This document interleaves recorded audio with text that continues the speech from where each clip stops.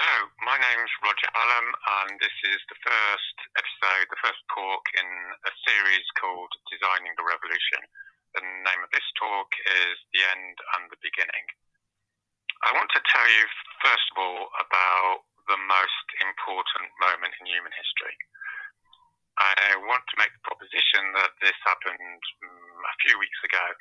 You may know this moment. It was when the United Nations made a public declaration that it's no longer credible to believe that the world will not go over 1.5 degrees of global warming. In other words, what the UN was saying was 1.5 degrees is now locked in. It's going to happen. Now, there's been a number of which have been extremely important. I just want to run through, say, three of them. The first one was when the Goths sacked Rome in around 450 AD, and that was the end, in many people's opinion, of the Roman Empire. Another example is the Mongols destroying Baghdad in the 13th century, and the destruction in many ways of the Islamic way of life at that point. And then there's the Ottoman takeover of Constantinople, which was renamed Istanbul in the 1400s. Now, if you want to check out those three episodes in history, what you'll find people saying is that these were not just the destruction and sacking of a major city. It wasn't even like the destruction of an empire. What it was a lot deeper than that. It was the destruction of a civilization, the destruction of a way of seeing the world, as you might say. So, what I'm here in this first talk to say is that we are entering into a crisis which far surpasses those crises. And the talks that I'm going to do are going to be looking at the implications of what that means. So let's look a little bit, in more detail about 1.5 degrees looks like. I'm going to be talking about this more in the next episode, but just to give you a little flavour of what this means. 0.5 degrees absolutely means we will be destroying sovereign nation states. In other words, states which are low-lying and they're going to disappear because of sea level rise. So countries are going to disappear. Absolutely. That's locked in. Secondly, at 1.5, the coral reefs will disappear. That's a tragedy and horror in of itself, of course, but it also means that 25% of fish stocks will disappear because they depend upon coral reefs, which will cause massive levels of starvation and disruption around the world. Now, I could give you, and you could look up at least 10 other similar horrors that is what 1.5 means. But the main point here is that 1.5 creates a pathway through to 2 degrees. And 2 degrees is the point at which it's impossible to stop the feedback systems in the global geophysical system, which will lead to the effective extinction of the human race. Now, there's a little bit of a get-out clause, which we will be talking about, which is geoengineering or earth repair and what have you. So it's not over till it's over. But the main scenario that the UN is making clear over the last few weeks is that billions of people will starve to death, will be slaughtered over the next century. And whether we're going to avoid that is very much in question. Now, I'm not telling you this because I think either myself or you listening to this are going to be able to comprehend what that looks like, how awful it is. You simply are not, and neither am I. That's not what I'm trying to do. What I'm trying to do, as a sort of introduction to these talks, is to get you to understand that we are absolutely entering into the biggest and most massive crisis in human history. And this will be a crisis on all levels, political, social, spiritual, etc. The point of these talks, however, is that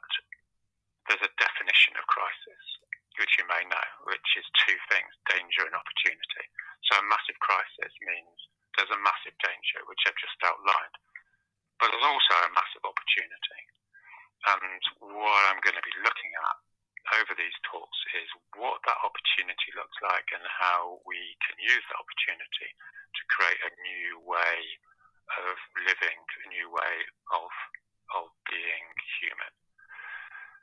That's what this is all about. Okay, so let's just look at this revolution idea in a bit more detail. There's been revolutions, uprisings, rebellions, and all the rest of it on a regular basis throughout human history. So it's nothing unusual. Maybe every 50 years or so, society will enter into some major war, which will lead to a collapse of the regime or some sort of uprising or whatever. Now, with all these revolutions of the past, it's been possible to predict them beforehand, but not with any absolute certainty. And this is because they're all what you might call they're all dealing with social factors. So, for instance, a lot of people listening to this will probably say the Labour Party is going to win the next election. It's almost certain that'll happen, but no one's pretending it's certain because you never know, because you're dealing with social things, and social things are not absolutely predictable. However, what we're dealing with here is not a social thing, we're dealing with a physical thing. In other words, physical things are absolutely certain. So, for instance, if you put your kettle on to boil on the gas, then you're absolutely certain that the water will boil at a certain point. If you put ice in a room over 1 degree centigrade, you're absolutely certain it's going to melt. So what we're dealing with in 2022, as I do this talk, is something of absolute certainty. What we're dealing with coming towards the Earth. It's a piece of rock, it's definitely going to hit the Earth, and it's definitely going to... That's what we're dealing with. Obviously, it's not a meteorite. What it is the melting of the polar ice caps, forest fires, and all the rest of it. So what we can say is that this revolution, this period of revolutionary change, is now inevitable. There's two sort of elements to this. First of all is when people realise what's happening with a visceral certainty, then they will not want to die. The first thing that human beings do is they want to survive. That's our first instinct. Or want to overturn the social arrangements that led them to this situation. Secondly, human beings don't just live for survival, they also live for moral principles, a sense of right and wrong. And when it becomes clear the extent of destruction and vandalism that the present social system has created, then people again want to overthrow it for the moral reason that it's so terrible from a moral point of view. The third thing to say about this, and this may surprise some people, is that the main reason why regimes collapse is not because there's some big revolutionary force that's overthrowing them under their own contradictions.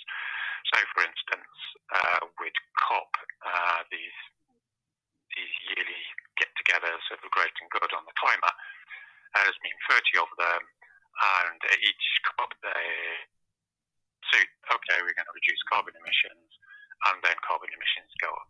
So this has happened 30 times. So it's the most stupid, ridiculous sort of ritual that the system goes through. And if you think that's bad, then it's just going to get worse and worse in terms of the stupidity of the public announcements by people who represent the existing political arrangements. And that's why it will collapse under the weight of its own contradictions. Okay, so let's look now then at what a phase of revolutionary change means. What it fundamentally means is that we have the opportunity, as we've just talked about, we have the opportunity to create our own future. This is what a crisis means. There's an enormous amount of agency. We're not in some, dreary, deterministic peasant society where no one can actually get anything done. Everything's going to be changing. Horizons are going to widen. And everyone's going to be going, okay, so what are we going to do? In I would call like a massive amount of social fluidity in the social system. So there's a default outcome to this, and the default outcome, as you probably know, nihilism, the idea that it's okay to kill people who aren't in your social group or in your country, and the idea that killing people doesn't really matter because there's no morality in the world, in other words, nihilism. We know what that looks like. We had it in the 20th century, and that's the default. In other words, if we don't get our act together, that's the way we're going to go extinct. However, there is an alternative, which is some sort of progressive revolutionary change, which is going to open up. And this series of talks is going to be looking at that and seeing how we can design it. And that's like the main issue here, I'm going to suggest, is that social change, political change, is partially a matter of making more arguments. It is irreducibly partially a matter of physical coercion, but it's primarily about design, particularly in complex social systems that we see today. In other words, it's how you organise social spaces, how you organise how people relate to each other, how people act together and such like. Okay, so let me just go on to a quick definition of what a revolution means. I'm not making some great claims, by the way, in these talks that revolutions are good or bad, they can be terrible, they can be great, the jury's out. The point is revolutions are coming, and what they technically mean is a change in the political regime. So this doesn't mean like just a change in government, it doesn't mean a removal of the state, it means a change in the system of government. So, for instance, from a tyranny to a democracy or vice versa.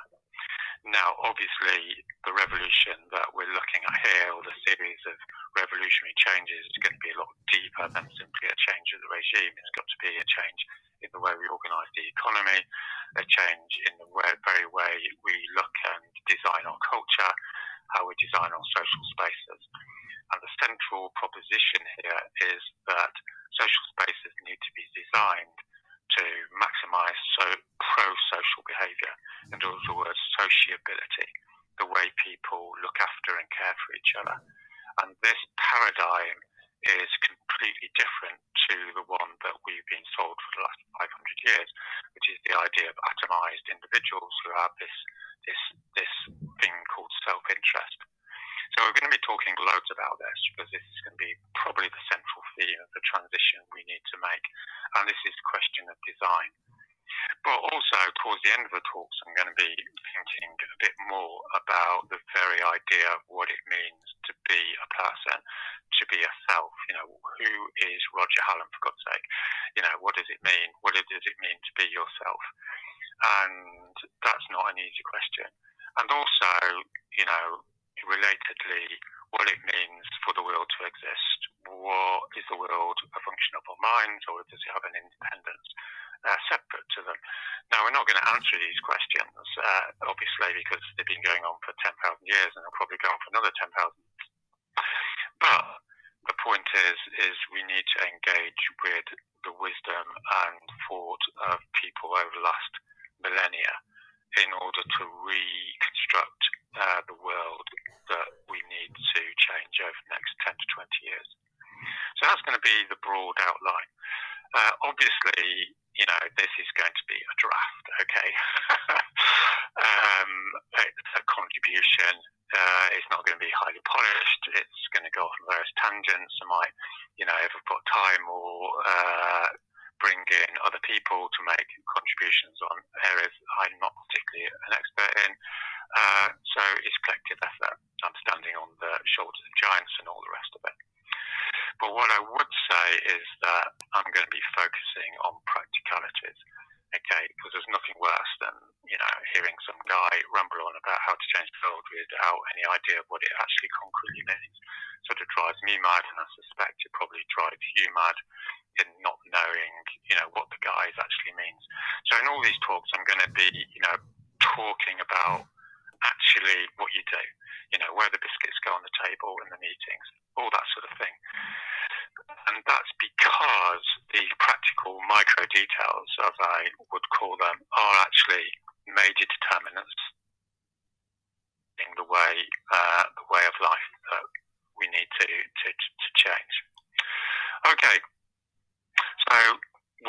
you listen to me? Good question. Okay, so as some of you may know, like I've spent 35 years, looking into these questions with some sort of obsessiveness. It's my life's work. It's what I do every day.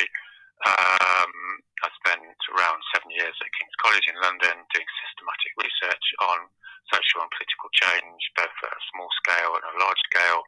I helped found Extinction Rebellion and Insulate Britain, Just Stop Oil, and various other climate campaigns in the UK, and I've facilitated and co-designed some of the most successful campaigns around the Western world. That's basically what I do. And this leads me on to this point that Gramsci made. If you don't know Gramsci, check him out. It's a great guy. He said that intellectuals that are concerned with revolution need to be on the front line. Obviously, this is a moral thing. Unless you're on the front line, then why can you tell other people to do dramatic stuff? But also, probably more importantly, only by being on the front line do you really get to understand what it means to try and create radical and revolutionary social change. So at this point, I meant to say this at the beginning, but here we are. If you're not aware, this is being recorded down a telephone line from a British prison. I did a speech about 4 weeks ago, and was recorded by the Sun newspaper. So here I am in prison. I might be in here for a few weeks, in which case most of these talks will be recorded when I get out of prison, but I might be in for a year or two, no one really knows. So, yeah, I've got no idea how many people are going to listen to this, maybe a few hundred, maybe. But the key thing I want to communicate is that those of you who are listening to this have a massive amount of responsibility. Because as you may know, as a general rule, the world changes when a small number of people get organised. There's a quote about it somewhere. And that's so true. So that's good because it means potentially a few hundred people that are listening to this are going to be the people who are going to save humanity, if you want a better way of putting it. But also, like, that's massive responsibility. And it is a responsibility, and that's just the way it is. And all my talks here are going to be based upon the way things are, right? The way reality is, rather than, thinking about what we might like it to be. We might like it to be you're just listening to this talk and it's interesting. No, like the situation is that your responsibility to billions of people over the next 100,000 years, and it couldn't be more serious or onerous, that responsibility, but it is what it is, so there's no point avoiding it. So the short of it is those of you listening to this, particularly if you get to the last episode, you are going to get the code, as it were, for how to maximise the probability we can save what's going to be left to save. And obviously you're going to take these designs and improve on them, but the fact of the matter is the situation can be more serious, and it's all systems go, let's put it like that. All right, so that's it, I think, for today. Obviously, thanks so much for listening, and the best of luck, and hopefully I'll have the next talk out fairly soon. Thanks so much. Bye.